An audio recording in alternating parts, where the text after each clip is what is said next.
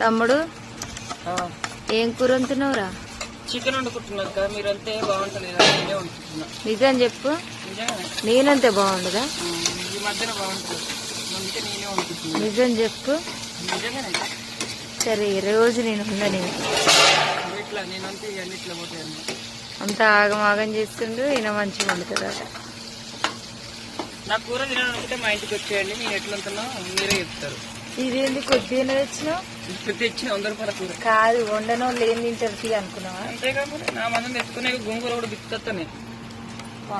ఊరు ముక్కలు పెడతావు మరి? నా ఒక్కరికే మరి, నాకు మా అమ్మకు. మేమేమైపోవాలి? మీరు ఎక్కడైనా పోండి, నేనైతే తింటా. నేను అయ్యాను. ఫస్ట్ పసుపు ఎటు పోయిందా? ఊరికి పోయింది. కూర వేస్తున్నావు.